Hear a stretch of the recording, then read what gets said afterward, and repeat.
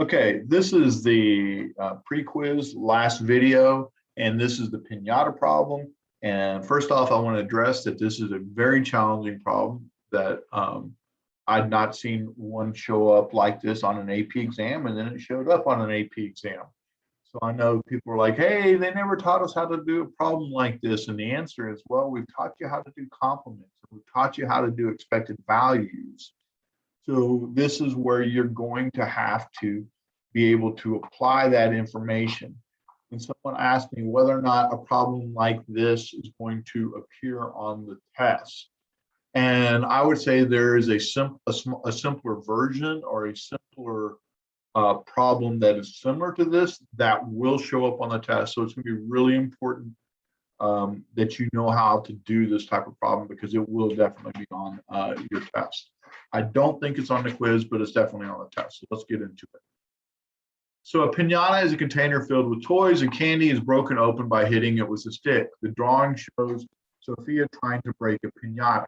The probability that she will break the piñata on the first hit is 0.2. Okay. She will continue to hit the piñata until it breaks. If she does not break the piñata on a particular hit, the piñata is weakened, and the probability that she will break it on the next hit is 0.2 greater than on the previous hit. So if it was 0.2 on the first hit, then it's going to be 0.4 on the next hit, and 0.6 on the next hit, and 0.8 on the hit after that, till it gets to 100%. So by the time you get to the fifth one, we're guaranteed of breaking it because we're adding 0.2 in probability. So it says calculate the probability that Sophia does not break the piñata on the first. For example, if the piñata does, and by the way, this has a if the piñata does not break on the first hit, the probability that it'll break on the second hit is 0.4. All right. But that's like saying, given that it didn't break on the first hit, the probability to break on the second hit is 0.4. Calculate the probability that Sophia does not break the piñata on the first hit and does break the piñata on the second hit. All right. So you're like, well, okay, what has to happen? Well, I'm going to break it on this, and they've already told me the probability of breaking it on the second hit is 0.4, and each blank represents a swing. So the probability of not breaking it is 1 minus 0.2, because I need the complement of breaking it, because so this would be not breaking. In other words, this equals 0.8 times 0.4. And I would minimally need to see that value, those two values, and that's 0.32. So it's like, oh, that's the probability it breaks on a second hit, and we need to fill in this table. So it says complete the distribution of X below. Well, we know that the probability of breaking it on the first hit is 0.2, and we know that the probability of breaking it on the second hit is 0.32. All right. So we need to fill in the rest of the table. And initially we want to go 0.2, 0.4, 0.6, 0.8, and one whole, and we go, oh my gosh, that sums to more than one. We're doing something wrong. And then we notice, oh, that's not 0.4 to begin with. So let's go ahead and I hope I have enough room to do this. So the probability that it breaks on the first hit is 0.2. That's breaking. Then I go to the second one, and I need a not break follows by a break. Well, the complement of that is 0.8. And they say this is, I'm going to have to add 0.2 on top of it, because this has to be 0.2 greater. So this is actually now 0.2 plus 0.2. So that means this is 0.8 times 0.4, which is 0.32, which is what we showed earlier.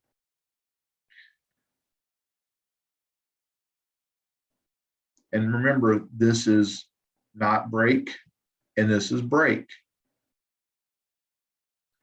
So now I need a not break. Well, the not break on the first swing is 0.8. But now for the second one, this swing, I also need a not break. Well, this was breaking on the second swing, so I need the complement of that, which is 0.6. And then it's going to break on the third swing, which has to be 0.2 larger, which is also 0.6. So I have to add 0.2 on top of that.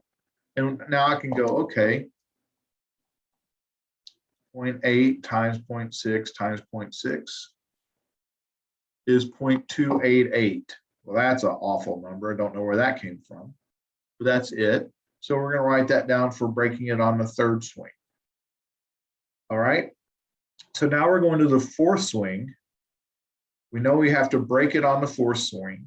And technically, this is just going to be 0.2 higher. So this has to be 0.6 plus 0.2 is 0.8.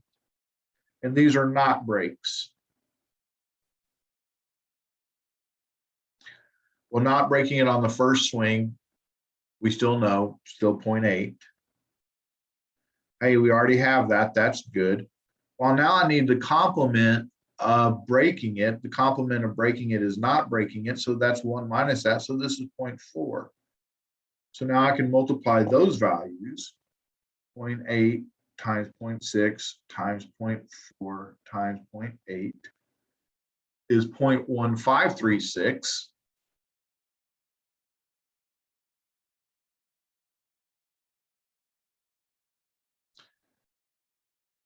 And we get to this one and we're like, all right,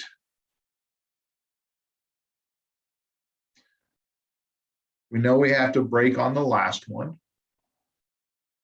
So 0.8 plus 0.2 is 1 because we have to increase by 0.2. Remember, from each one of these, we're increasing by 0.2. So this is a plus of 0.2. This is a plus of 0.2 because that's what they told us to do.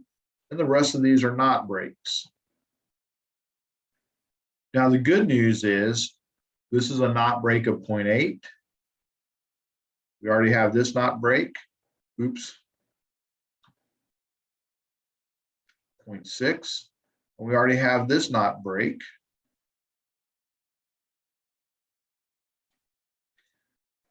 And the complement of 0.8 is 0.2. So we have 0.8 times 0.6 times 0.4, oops, 4 times 0.2. And I'm actually multiplying by 1, but that didn't change anything. And that is 0.0384. Now, if I've done all my work correctly, those values have to make a valid probability distribution, which means they have to sum up to one whole. So let's check it out. 0.2 plus 0.32 plus 0.288 plus 0.1536 plus 0.0384. That's one whole. It's a valid probability distribution. Okay, so the next thing, it says calculate, interpret the expected value of X. All right, so the first part is the calculation, the second part is the interpretation. And by the way, just say you couldn't do this problem. You couldn't do this first part. If you can't do this first part, write in values that make sense. In other words, values that would sum to 1, or even if they don't sum to 1, they're not greater than 1.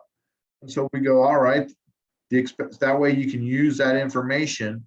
Even if these values were wrong, we could use that information to still get full credit on this response. So equals 1 times 0.2 plus 2 times 0.32 plus dot, dot, dot, plus. And by the way, you only had to do the first and last. I just wanted to show you where I was getting the information for. So I'm going to do the last. 5 times 0.0384. And I have not entered this in my calculator yet, but I'm going to take the time to do it just because I need to review you on that. So stat edit. Clear this out. Clear this out. We have 1, enter 2, enter 3, enter 4, enter 5, enter. And hopefully I will not make a data entry error. 0.2, 0.32. Of course, if I make a data entry error, stop me and tell me. 0.288 plus 0.1536 plus 0.038. Whoa. 0.32, 0.288, enter. 0.1536, enter. 0.0384, enter. So stat, calc, one variable statistics. And I end up getting 2.510. All right. So my expected value equals 2.5104. And on this type of problem, I do not recommend showing the formula, but you have to minimally show this work. All right, you have to minimally show this work. And here's what we say: in the long run or on average, and I'm switching over, on average, we would expect to take, so I'd like you to say it like this. I would prefer you to say in the long run, or if we did this over and over again, but in the long run or on average, we would expect it to take an average of 2.5104 swings to break the piñata. Now, the reason I'd like you to say in the long run is because College Board likes that phrase. If you just wrote, we would expect it to take an average of 2.5104 swings, I gave you full credit. But please, I think it's very beneficial based on the way they are starting to grade to start using the phrase in the long run. Hope this is really helpful. If you need a practice piñata problem, I can give you one that is, instead of 5 swings, it's a 4 swing problem. But in other words, I do have some others. All righty, I hope you have a good day, and I'll see you on Tuesday.